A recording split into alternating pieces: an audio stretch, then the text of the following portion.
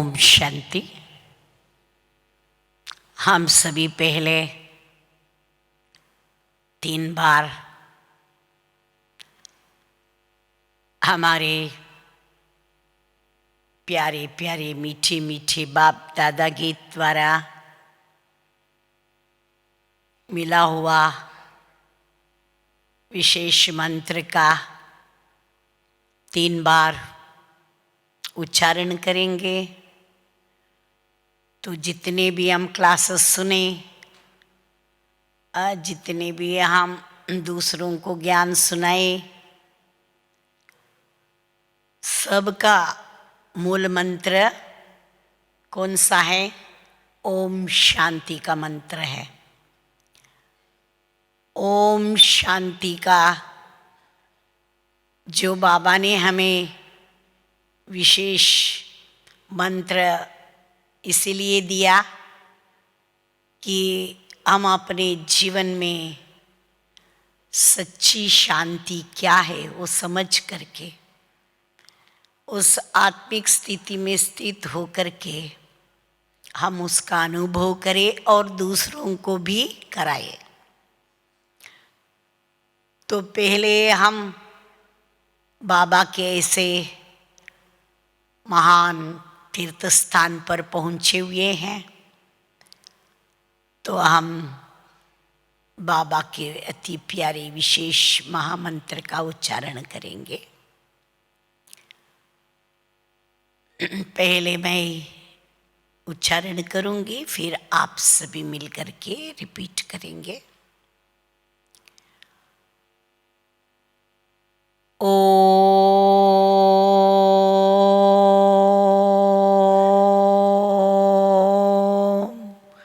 शांति।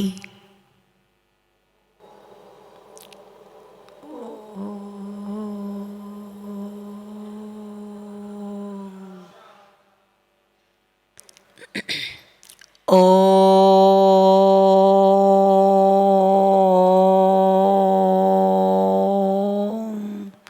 शांति।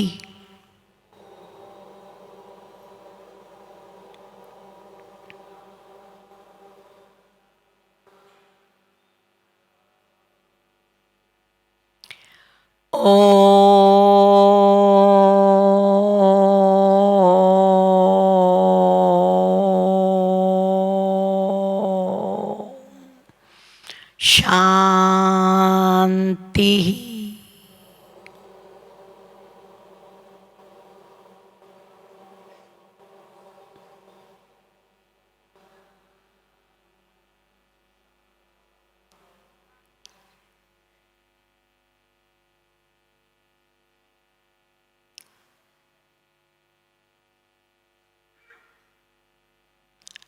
आज का विषय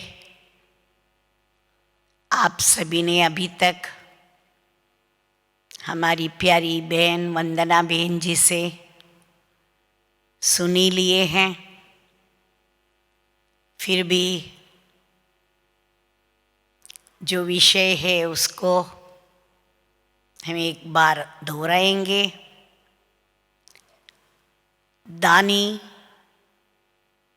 महादानी, वरदानी और विश्व कल्याणी, ये स्थिति हमें समय के पुकार के अनुसार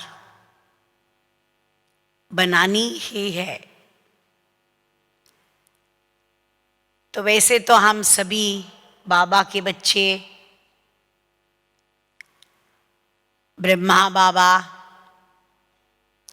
और शिव बाबा जो इस पुरुषोत्तम कल्याणकारी संगम युगी ब्राह्मण जीवन हमें प्रदान किए हैं, तो इस जीवन में हम सभी दानी तो ज़रूर बन गए हैं। हाँ, दानी है, हम सभी है, दानी है। क्या दान करते हैं? कौन सा दान करते हैं? तो हम सबको पता है, हम सभी हमारे प्यारे प्यारे शिव बाबा के द्वारा हर दिन मुरली महावाक्य सुनते हैं। वो सुनकर हम दूसरों को भी ज़रूर सुनाते हैं। थोड़ा बहुत प्रमाण में क्यों नहीं हो, कोई न कोई एक शब्द, कोई न कोई एक बात हमारे मुख से ज़रूर निकलता ही है। चाहे अपने परिवार के बीच में, चाहे अपने स्नेही सहयोगी सहेलियों के बीच में, तो बाबा के कोई न कोई महावाक्य ज़रूर निकलता ही है। क्योंकि जो हर दिन हम सुनते आ रहे हैं, तो जो हमारी बुद्धि में वो हर दिन सुनते सुनते विचार सागर मंथन चलता आ रहा है, तो जो कुछ बुद्धि में रहता है, मन में रहता है, वो तो मुख से ज़रूर थोड़ा बहुत निकलता ही है। तो वैसे हम सभी, चाहे कैसे भी व्यक्ति है, कैसे भी बाबा के बच्चे हैं, सभी दानी तो है ही। ज्ञान का दान हम सब ज़रूर करते हैं। वैसे देखा जाए तो हम सब पिता श्री प्रजापिता ब्रह्मा के मुख कमल से परम पिता परमात्मा के शिव बाबा के महावाक्य सुनकर दिव्य जन्म प्राप्त किए हुए हम सब कौन हैं? हम सब कौन हैं? ब्रह्मा कुमार, ब्रह्मा कुमारियां, ब्राह्मण बच्चे हैं। शिव बाबा की संतान है, साथ साथ ब्रह्मा बाबा की भी मुखवंशावली, उनके मुख कमल से जन्म प्राप्त किए हुए हम सब ब्राह्मण बच्चे हैं। वास्तव में हम ब्राह्मण केवल पवित्रता को धारण करना अथवा केवल ब्रह्मचर्य व्रत को पालन करना, इतना ही हमारा कर्तव्य नहीं है।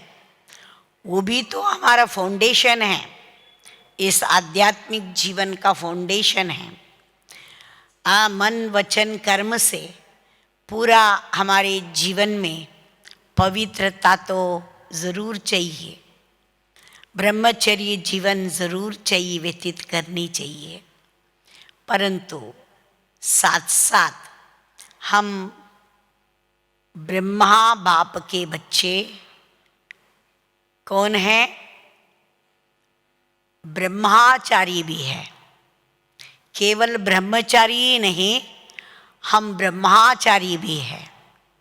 अर्थात ब्रह्मा बाप जिस प्रकार से आचरण करके हमें एक आदर्श बनकर दिखा करके गए, उस अनुसार हम भी ब्रह्मा बाप को फॉलो करने वाले, ब्रह्मा बाप के कदम पर कदम रखकर चलने वाले। तो ये अति आवश्यक है, क्योंकि दुनिया में हम देखते हैं कई वैसे ब्रह्मचर्य व्रत को पालन करने वाले लौकिक में भी कई लोग हैं। तो कई उदाहरण हमारे सामने हैं।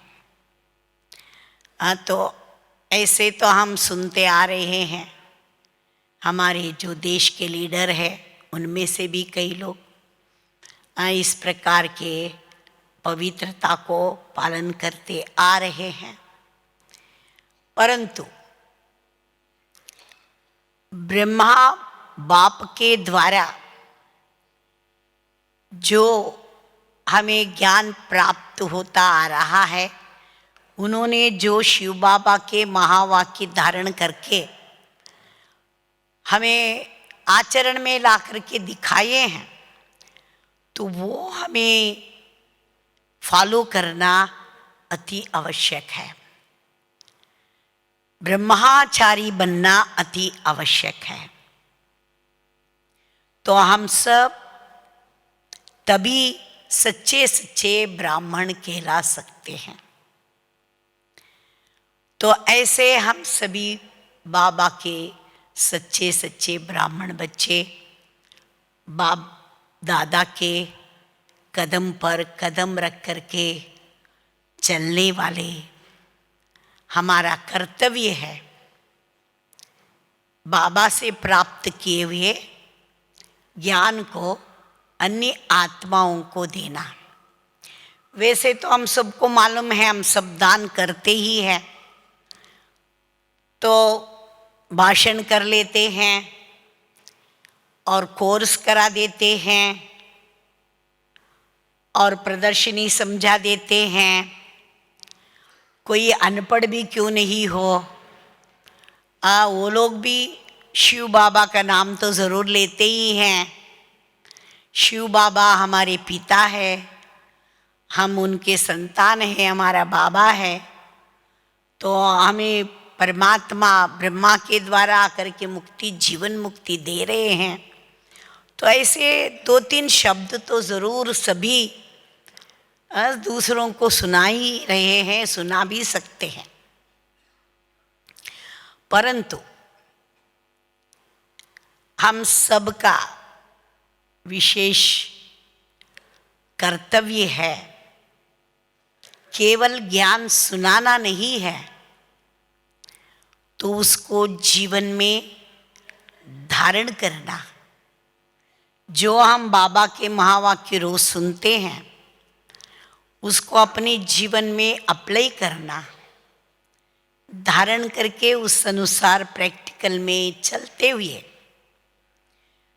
उन दिव्य गुणों के द्वारा दूसरों की सेवा करना है ना, यानी दिव्य गुणों को धारण करके गुणों का दान करना। जब हम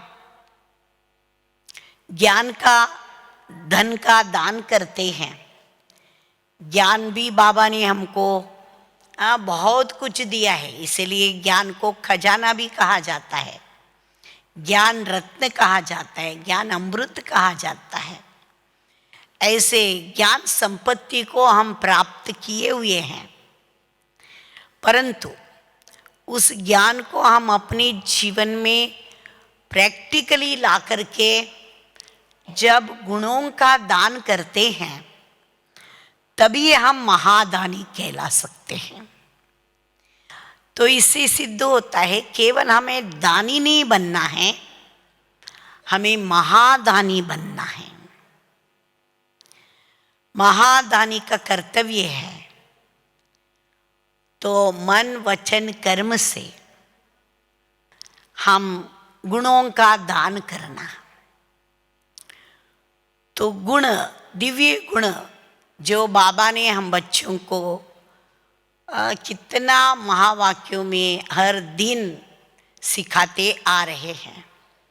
आज भी हमने मुरली में सुना, एकाग्रता अति आवश्यक है। तो वैसे एकाग्रता भी एक हमारा दिव्य गुण है। उसी प्रकार से सहनशीलता है और गंभीरता है, नम्रता है, कई ऐसे दिव्य गुण हैं जो हमारे पिताश्री ब्रह्मा बाबा ने भी प्रैक्टिकल में करके दिखाए। बाबा के जो हम जीवन कहानी सुनते हैं, उनका जो वर्णन किया जाता है, तो सुनते हुए भी हमको कितना अच्छा अनुभव होता है, भाव विभोर हो जाते हैं। तो फिर हम क्यों नहीं उनके जैसे बने, ये हमारा लक्ष्य होना चाहिए। तो तो इसीलिए दानी के साथ साथ हमें महादानी भी जरूर बनना है।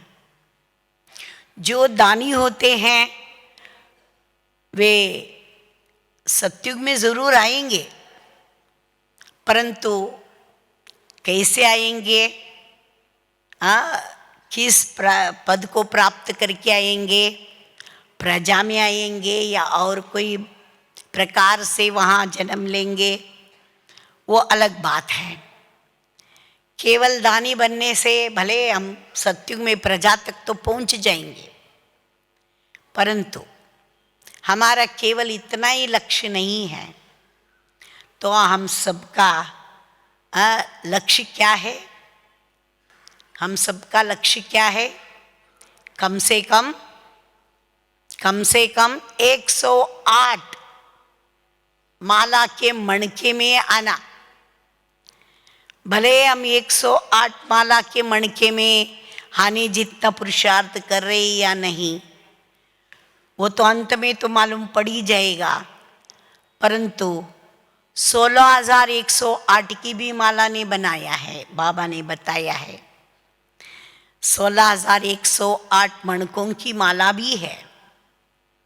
तो वैसे 9 लाख के अंदर तो प्रजा में आ ही जाएंगे, परंतु हमारा लक्ष्य होना चाहिए कि 16,108 मणकों की माला में तो जरूर हम आए।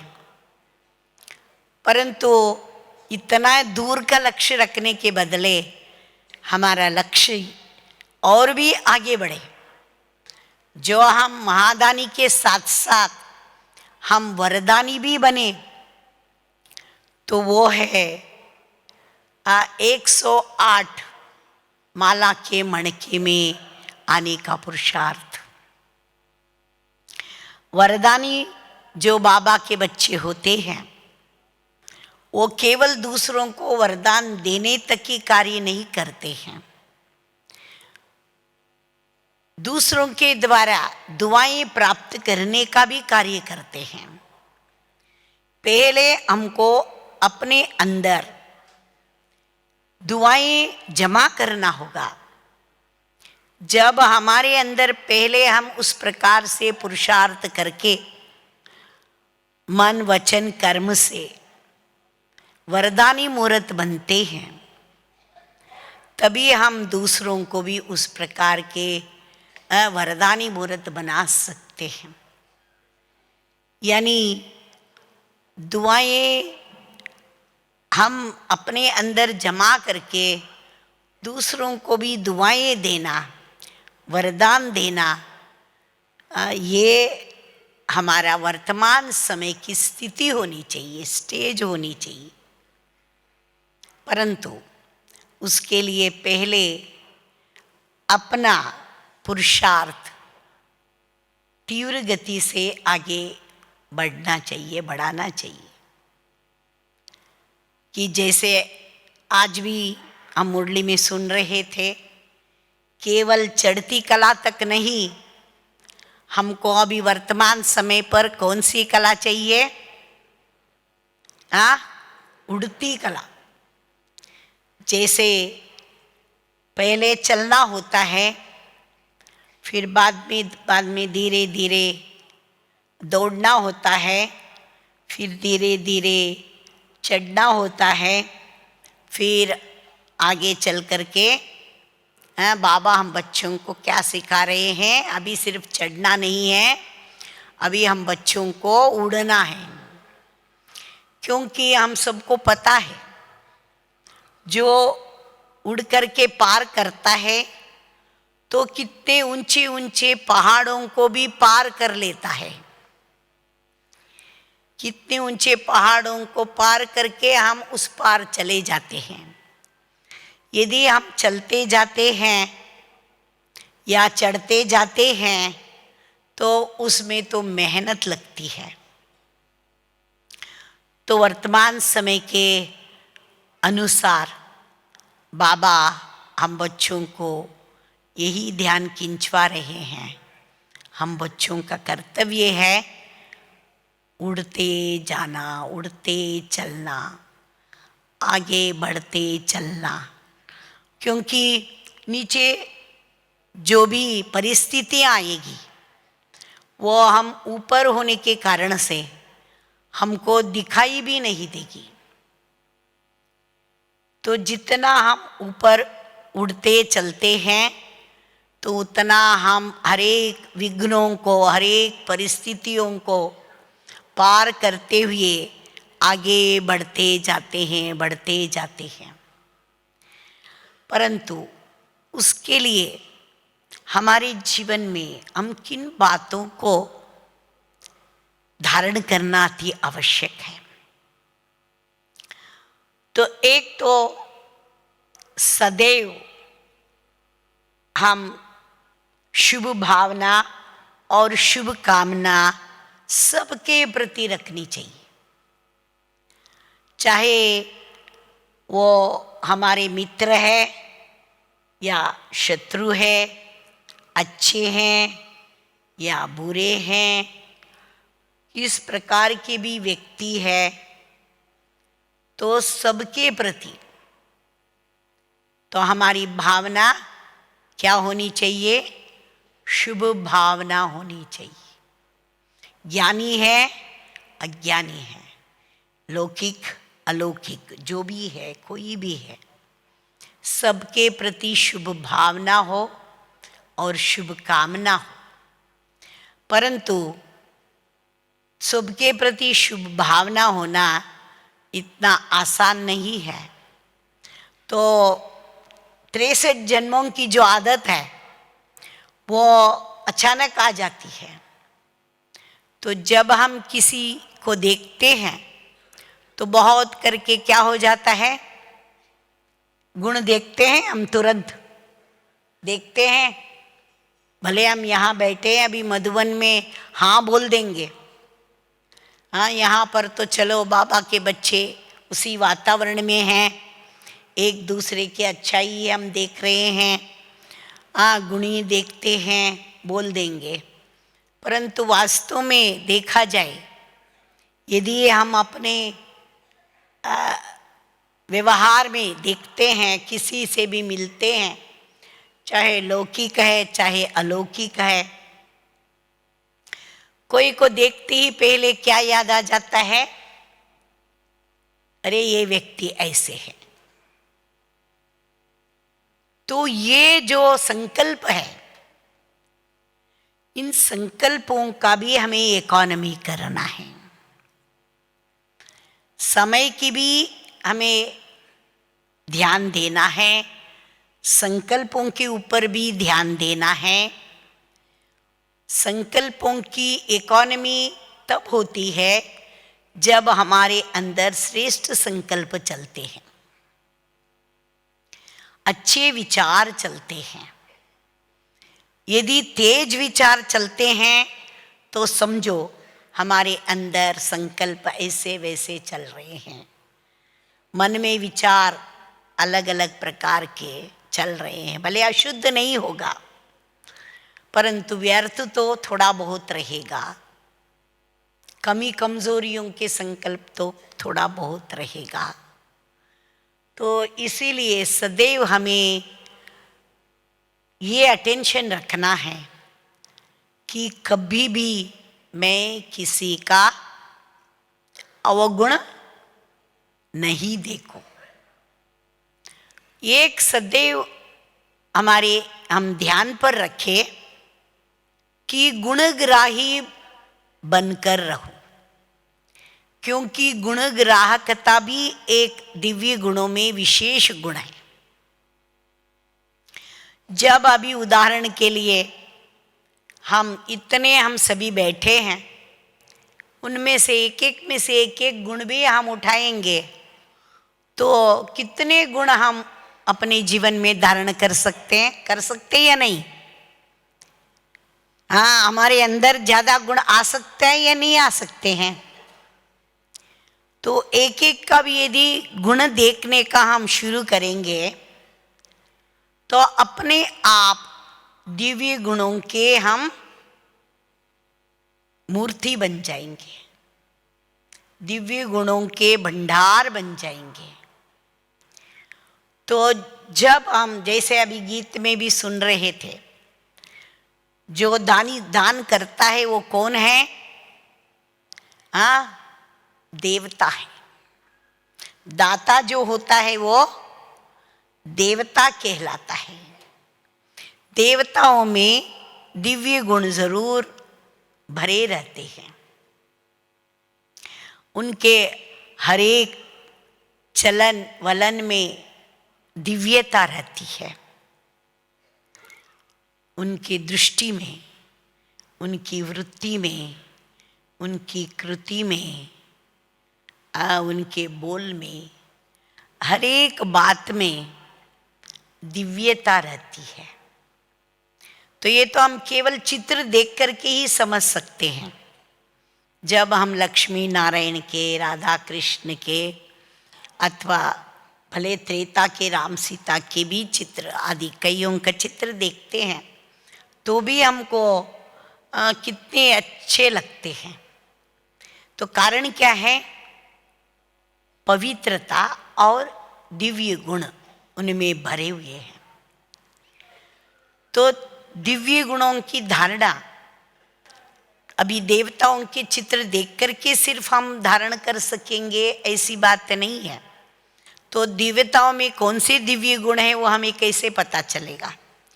जब हमें बाबा अपने इस ज्ञान के द्वारा, महावाक्यों के द्वारा हमें सिखाते आ रहे हैं, उससे हमें अभी मालूम पड़ा हुआ है कि दिव्य गुणों को कैसे हमें धारण करना है, कौन कौन से दिव्य गुण हैं।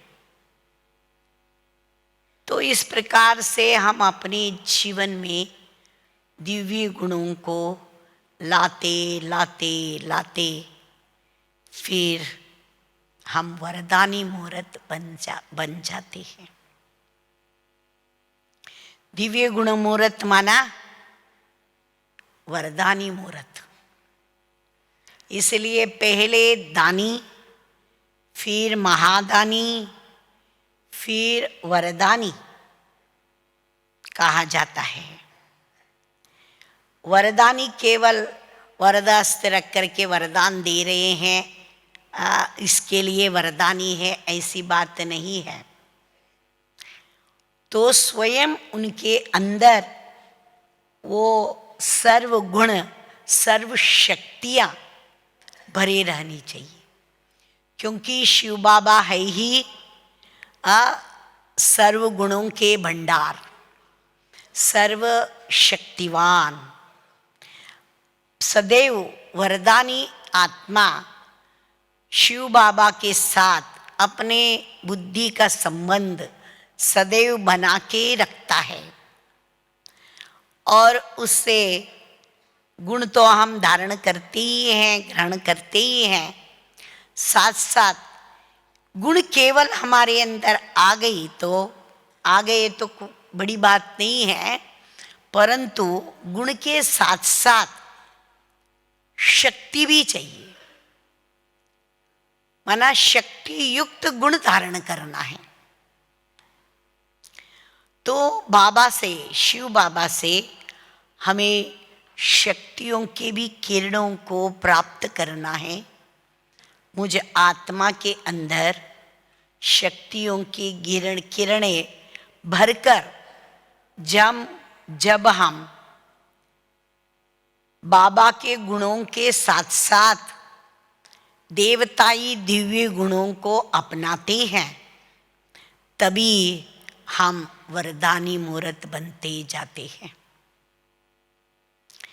तो इसलिए हमें वरदानी मूर्त बनना भी बहुत जरूरी है। केवल दानी नहीं, महादानी नहीं, वरदानी। और जो वरदानी बनते हैं वो क्या बनते हैं? विश्व कल्याणी जरूर बन सकते हैं, बन जाते हैं। कारण बाबा विश्व का रचयिता, और वो कल्याणकारी है। हाँ, शिव बाबा, शिव अर्थात कल्याणकारी। हाँ, हम सबको सुनाते हैं, मंगलकारी है, शुभकारी है। तो जब बाबा कल्याणकारी है, तो हम ऐसे कल्याणकारी के संतान बच्चे, तो हमारा भी कर्तव्य है मास्टर कल्याणकारी बन करके सारे विश्व को कल्याण करना, माना विश्व की आत्माओं को दुआओं के द्वारा परिवर्तन करना। क्योंकि बाबा का संदेश तो हर एक आत्माओं को मिलने ही है, चाहे वो त्रेता में आने वाले हैं या कलयुग में आने वाले हैं। थोड़ा बहुत प्रमाण में इनडायरेक्टली क्यों नहीं हो, टीवी के माध्यम से क्यों नहीं हो, मोबाइल के माध्यम से क्यों नहीं हो, न्यूज़पेपर्स के माध्यम से क्यों नहीं हो, कोई न कोई प्रकार से संदेश तो सबको जरूर मिलेगा ही। परंतु केवल संदेश प्राप्त करने से हम सत्य के मालिक तो नहीं बन सकते, वो तो हम सबको पता है। हम सबका लक्ष्य क्या है, भले कहाँ पर भी आ जावे, तो कोई भी यदि त्रेता में कोई आने चाहते क्या, राम सीता कोई बनने चाहते हैं क्या, तो हाथ उठाएंगे कोई? यदि मैं कहूँ कौन त्रेता में आने चाहते हैं, राम सीता बनने चाहते हैं, हाथ उठाओ। है कोई तैयार? है तैयार? कोई भी तैयार नहीं। क्यों? क्योंकि हम 2 करोड़ के अंदर, उसके भी अंदर 9 लाख माला के मणकों के अंदर, और उससे भी अंदर 16,108 मणके, माला के मणके के अंदर आने वाली आत्माएं हैं। है आप सभी आत्माएं हैं? कोई उठा रहे हाथ, कोई नहीं उठा रहे, क्या मतलब है? शायद आप सोच रहे होंगे हम तो यहाँ पर 16,000 के ऊपर आए थे बाबा के घर में, तो हम सभी 16,000 कैसे हो जाएंगे? 16,108, क्योंकि सारे विश्व में कितने लाखों बाबा के बच्चे हैं, वो लोग भी तो पुरुषार्थ कर रहे हैं, वो लोग भी तो बनने वाले हैं, ऐसे लगता होगा। परंतु नहीं, आप सभी को याद होगा बाप दादा ने एक मुरली में ये भी कहा है कि बच्चे, केवल 108 की माला के मणिकों के माला एक नहीं है, एक लड़ी नहीं है, तो उसके कई लड़ियां हैं बाबा के गले में। तो उसी प्रकार से 16,108 की मणकों की माला की भी कई लड़ियां हैं तो बाबा के गले में। तो इसीलिए हमको चिंता करने की बात नहीं है, सिर्फ हमारा कर्तव्य है बाबा के, शिव बाबा जैसे कहते वैसे पूरा बाबा के श्रीमत पर हमें कदम कदम पर, ब्रह्मा बाबा के कदम कदम पर फॉलो करते हुए आगे बढ़ना। शिव बाबा की श्रीमत पर भी चलना है हमको, और ब्रह्मा बाबा जिस प्रकार से आचरण करके गए उस प्रकार के उनके कदम पर कदम रख करके भी हमें चलना है। क्यों? क्योंकि ब्रह्मा बाप भी शिव बाबा के श्रीमत के अनुकूल ही अपने जीवन व्यतीत किए। सुबह कैसे शिव बाबा के श्रीमत के अनुसार हमें अपने जीवन को बनाना, वो हमको बाबा ने वो भी अच्छी तरह से सिखा दिए हैं। सुबह अमृत वेले से लेकर के रात के बाबा के गोद में विश्राम करने तक बाबा ने हमको हर एक बात की श्रीमत सिखा दिए हैं।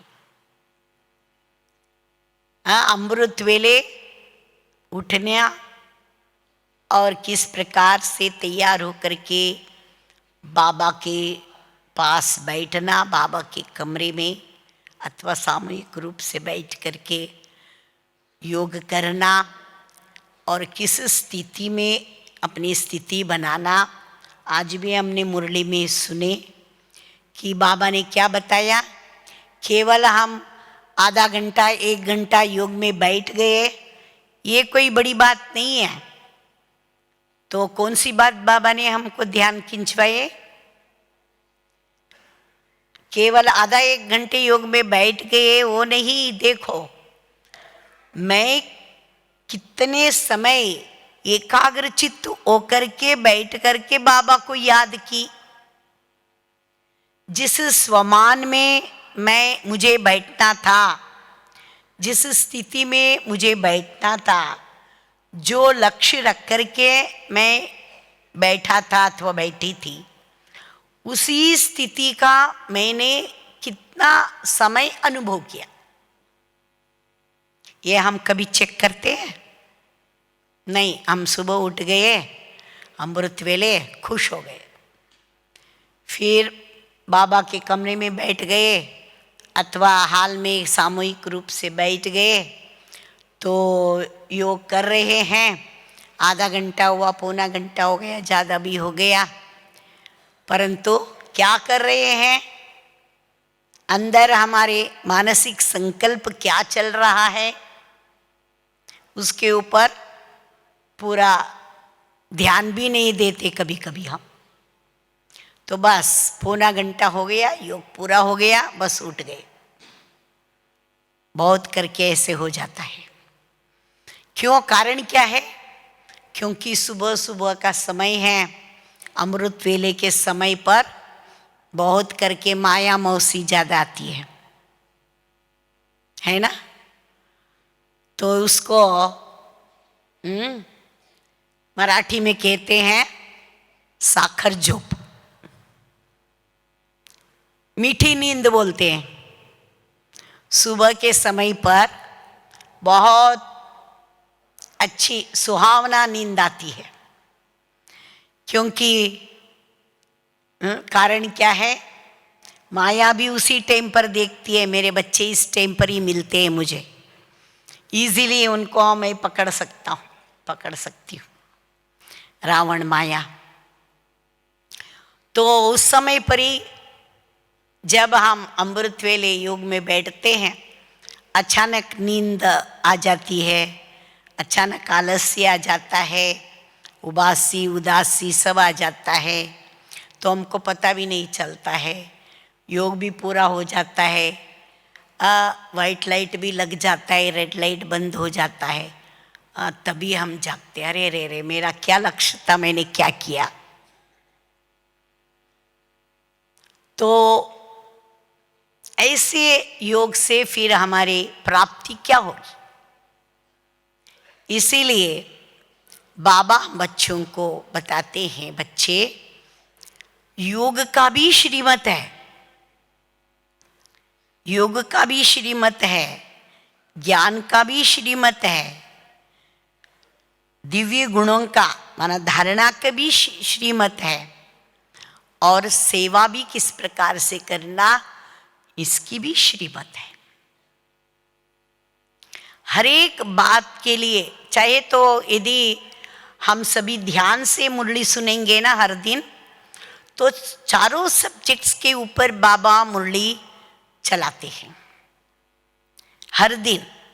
सिर्फ पॉइंट्स हमको ज्ञान के बारे में बाबा ने आज क्या बताए, योग के बारे में क्या बताए, तो धारणा की कौन सी बात थी, और सेवा के प्रति बाबा की क्या कहना, तो ये सभी हम लोग पॉइंट्स निकाल सकते हैं। अच्छी तरह से हम उन बातों को सारा दिन विचार मंथन करके उस प्रकार से हम चारों सब्जेक्ट्स को चला सकते, अपने जीवन में अपना सकते।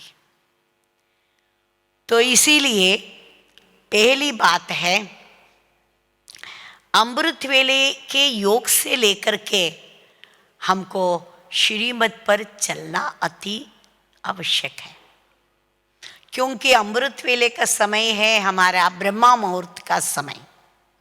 केवल उस समय पर शिव बाबा का ही वरदान नहीं, ब्रह्मा बाबा का भी हमको वरदान मिलता है, इसलिए उसको ब्रह्मा मुहूर्त कहा जाता है। केवल ब्रह्म मुहूर्त नहीं है, हम सब बाबा के बच्चों के लिए वो ब्रह्मा मुहूर्त है। क्या है? ब्रह्मा मुहूर्त। ब्रह्मा बाबा के भी हमें वरदान मिलते रहते हैं, ब्रह्मा बाबा के भी आशीर्वाद मिलते रहते हैं, आशीष दुआएं मिलते रहते हैं। तो इसीलिए सुबह हम सारे दिन का फाउंडेशन को पक्का करें, तो फिर योग अमृत वेले का अच्छा हो गया, तो फिर ज्ञान के बारे में भी हम अच्छी तरह से ध्यान रख करके ज्ञान बाबा की मुरली भी अच्छी तरह सुन सकते हैं। जब ध्यान रख करके बाबा की मुरली सुनेंगे तो वो भी ये योग है बोलते बाबा। सुने हैं ना हम लोग, बाबा कहते हैं बच्चे, ज्ञान भी यदि हम बाबा की मुरली भी हम ध्यान से सुनते हैं तो ये भी तो योग में गिना जाता है।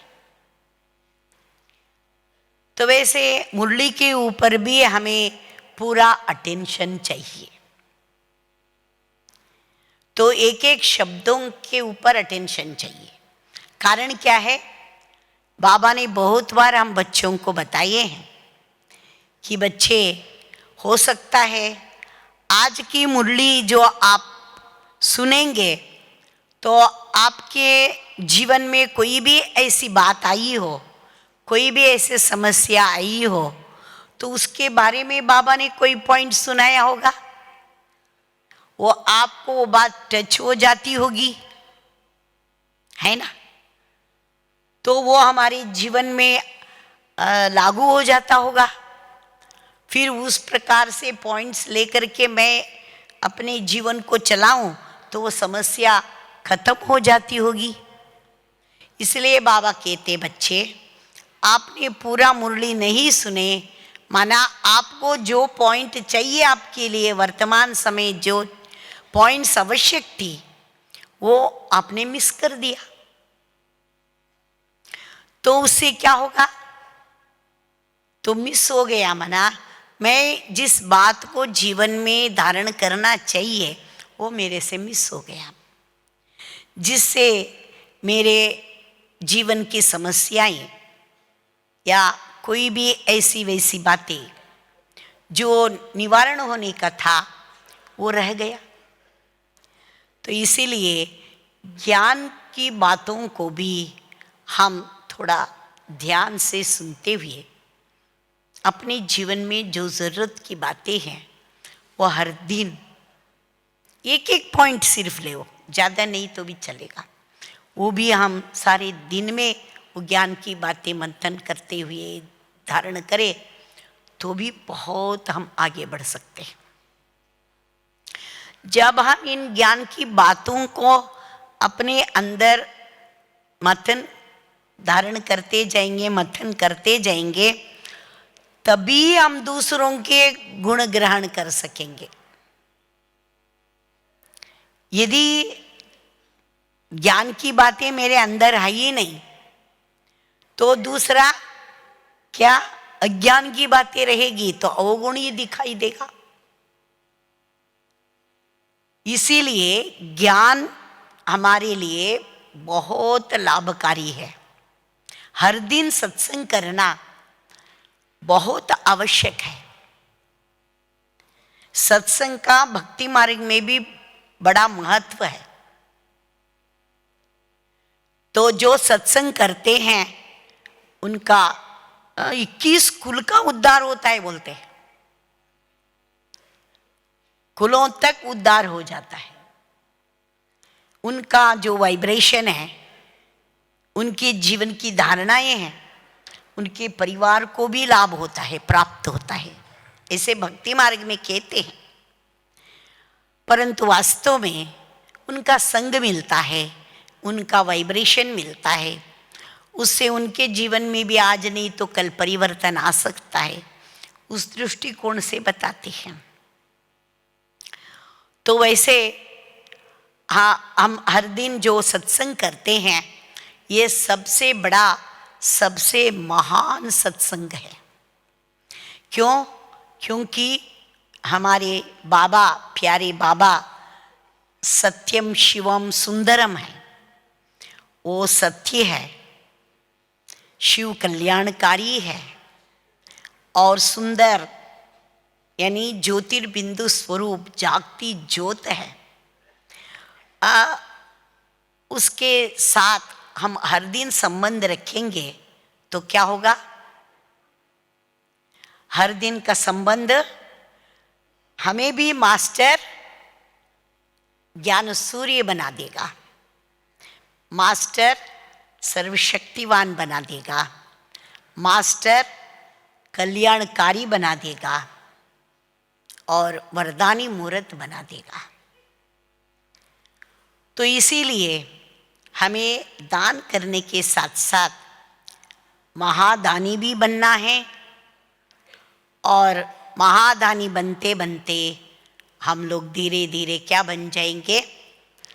मनसा सेवा के द्वारा, वाणी की सेवा के द्वारा और कर्मणा की सेवा के द्वारा फिर हम वरदानी बनते जाएंगे। क्योंकि जो भी हम कार्य करते हैं, कर्तव्य करते हैं, हमारे जो दृष्टि, वृत्ति, वाणी, कृति वगैरह जो दूसरे देखते हैं वो देवताई चलन वलन रहता है, दिव्य गुणयुक्त रहता है। जैसे पिताश्री प्रजापिता ब्रह्मा के बारे में हम सुनते हैं, बाबा के हर एक एक अंग, एक एक इंद्रियाएं दिव्य गुणों के झलक फलक महसूस कराता था। तो अभी हम उनके संतान हैं, ब्रह्मा को वंशावली। तो हम ब्राह्मण बच्चों का भी यही कर्तव्य है कि हमें भी क्या बनना है? महादानी, वरदानी और विश्व कल्याणकारी, कल्याणी बनना है। तो जब हम बाबा को फॉलो करेंगे तभी हम, बाबा की चाहना क्या है, बाबा शिव बाबा हम बच्चों को क्या जिम्मेवारी दिए हैं? बच्चे आप सभी को एक एक अंगुली का सहारा मुझे देना है। तो एक एक अंगुली के सहारा बाबा को देना अर्थात शिव बाबा और ब्रह्मा बाबा को फॉलो करना। तो तभी हम क्या बन जाएंगे? विश्व कल्याणकारी। जितना हमारे अंदर हर एक के प्रति कल्याण की भावना रहेगी, जितना हम कल्याण की भावना रखेंगे उतना हम स्वयं भी अपने आप का भी कल्याण करते जाएंगे और अन्य हमारे साथी सहयोगी परिसर वालों को भी, उनका भी, उन आत्माओं का भी कल्याण करते जाएंगे। तो ऑटोमेटिकली विश्व कल्याण बन जाएंगे। तो ऐसे हम विशेष रूप से इन बातों को ध्यान में रखते हुए दानी, महादानी, वरदानी और विश्व कल्याणी बनना है। तभी हम सारी विश्व के आत्माओं को मुक्ति, जीवन मुक्ति जल्दी से जल्दी, समय नाजुक है, समय पूरा होने से पहले अनुभव करा सकेंगे, दिला सकेंगे। तो ये कर्तव्य हमको करना है, तभी हमारे द्वारा बाप दादा की प्रत्यक्षता होगी। तो बाप दादा के हम बच्चों के प्रति क्या इच्छा है, हम बाप दादा को सारे विश्व के सामने प्रत्यक्ष कराएं। ये हमारा आद्य कर्तव्य है। ये कार्य हम सब बाबा के सच्चे सच्चे संगमयुगी कल्याणकारी बच्चों को करना ही है। तो अभी एक शास्त्रों की बात भी मुझे बीच में इस बात पर याद आ रही है। कहा, शास्त्रों में लिखा हुआ है कि माँ की